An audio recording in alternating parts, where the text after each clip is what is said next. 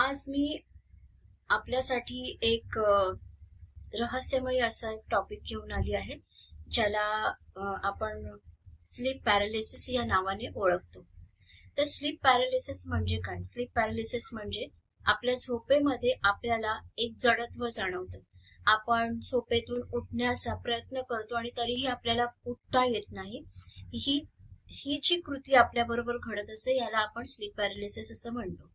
हे का घडतं आणि एक्झॅक्टली घडतं तेव्हा काय होत असतं?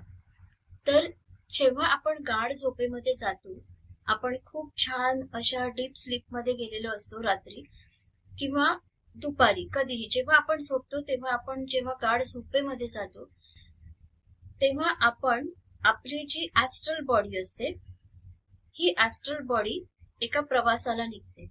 आणि ही ऍस्ट्रल बॉडी जेव्हा एका प्रवासाला निघते तेव्हा जर ही ऍस्ट्रल बॉडी कुठल्या लोअर डायमेन्शन मध्ये प्रवास करायला गेली, कारण आपल्या अवतीभोवती अनेक डायमेन्शन्स आहेत, हायर डायमेन्शन्स आहेत, त्यापेक्षाही हायर डायमेन्शन्स आहेत, लोअर डायमेन्शन आहेत, ज्याला आपण पॅरलल युनिव्हर्स असंही म्हणतो.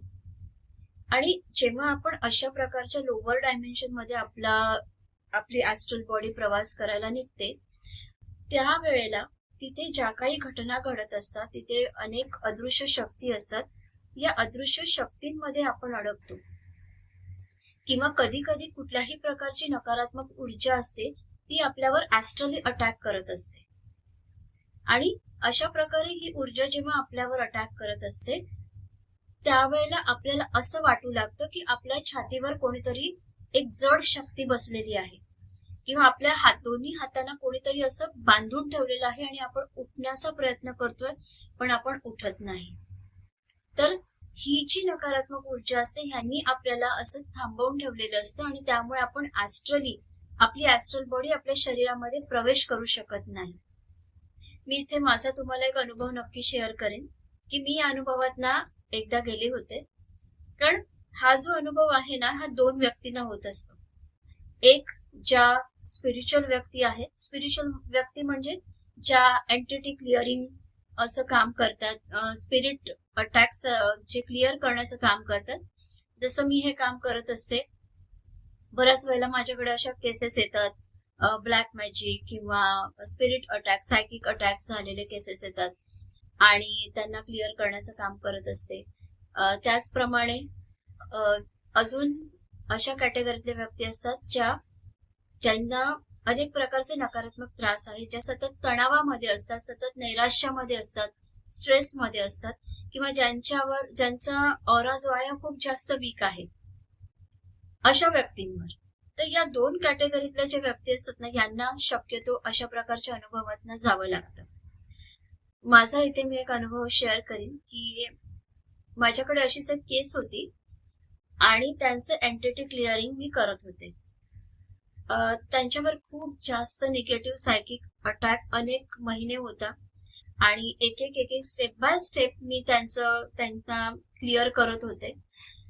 आणि त्यांच्यावर जो काही प्रभाव होता तो इतका स्ट्रॉंग होता की कदाचित त्या ज्या एनर्जीज होत्या, या एनर्जीजना हे समजत होतं की आता आपल्याला ज्या गोष्टी करण्यासाठी पाठवलेल्या आहे त्या आपण नाही करू शकत, त्या आपल्याला करता येत नाहीयेत. त्यामुळे मला जेव्हा अनुभव आला तेव्हा मी रात्रीची वेळ होती, मी झोपलेले होते, गाढ झोपलेले होते आणि त्यावेळेला मला असं दिसलं की 3 लेडी आहेत आणि त्यातली एक खूप अशी उंच धिप्पाड आहे आणि तिच्या बरोबर 2 आहेत अजून. आणि या तिघींनी मला येऊन असं घट्ट पकडलं, दोघींनी माझ्या शोल्डरला पकडलं, एकीने माझ्या डोक्याच्या वरच्या भागाला असं पकडून ठेवलं आणि त्या मोठमोठ्याने म्हणत होत्या की ही खूप मध्ये येते, ही खूप मध्ये येते. पहिल्यांदा हिला आपल्याला बाजूला करावं लागेल, ही खूप मध्ये येते. पण आदिशक्ती महाकाली ही माझी आराध्य देवता आहे आणि तिची ऊर्जा, तिची एनर्जी सतत माझ्या बरोबर असते आणि तिच्या आशीर्वादानेच मी एवढं काम करू शकत आहे. तर त्यामुळे जेव्हा मला असं फील होत होतं आणि मला दिसत होतं ह्या तिघी जणींनी मला घट्ट पकडलेलं आहे, तेव्हा मी खूप मोठ्याने देवी मातेला आवाज दिला, हाक मारली की या मला त्रास देत आहेत. आणि आतमधनच त्यांच्याबरोबर मी असताना तिथेच मी जो मंत्र म्हणाले, देवी मातेला हाक मारली आणि त्यानंतर पटकन मी माझ्या बॉडीमध्ये आले आणि त्या तिघी एकदम निघून गेल्या. त्याआधी मी त्यांना असंही म्हणाले की तुम्ही माझं काहीही करू शकणार नाही, तुम्ही माझं काहीही वाकडं करू शकणार नाही, कारण साक्षात आदिशक्ती महाकाली माझ्या बरोबर आहे. आणि मी तिचा मंत्र म्हणाले, 1, 2 ते 3 वेळा मी जोरात मंत्र म्हणाले आणि त्या शक्ती पळून गेल्या आणि मी पटकन माझ्या बॉडीमध्ये आले. लिटरली मला असं फील झालं की ते सगळं माझ्या बरोबर एक्झॅक्टली घडत होतं.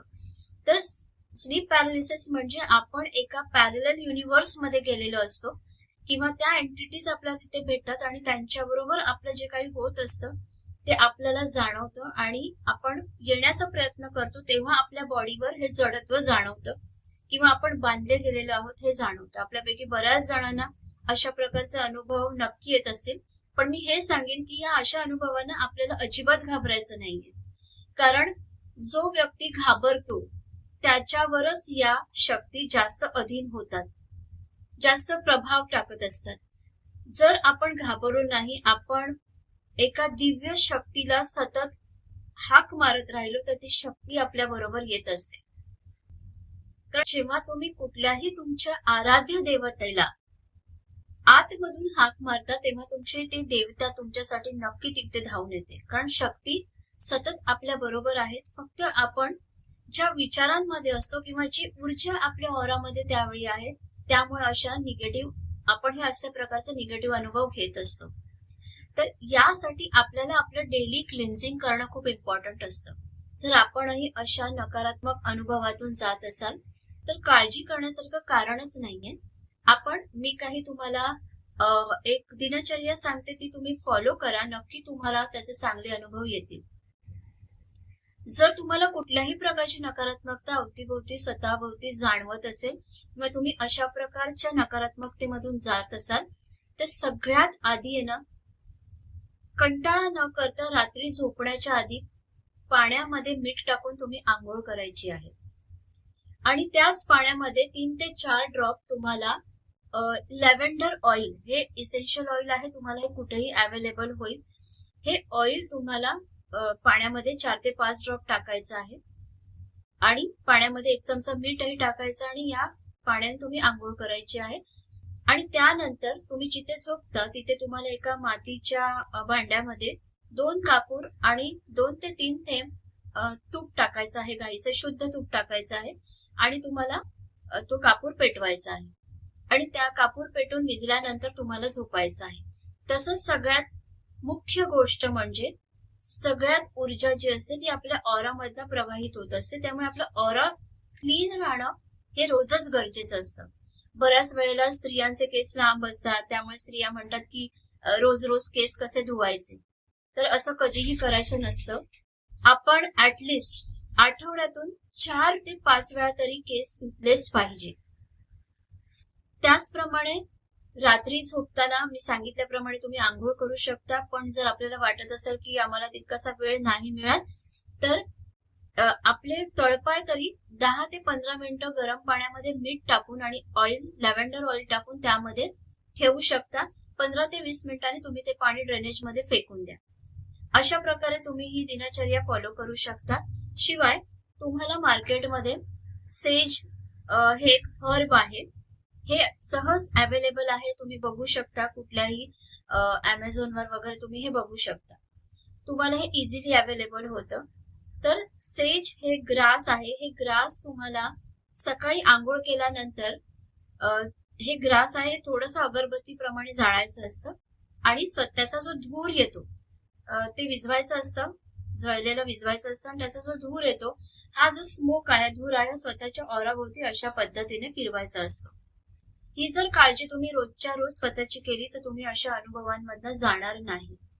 शिवाय तुम्ही बजरंग बाणचा पाठही शनिवारी, रविवारी आणि सोमवारी 3 दिवस सतत, जर आपण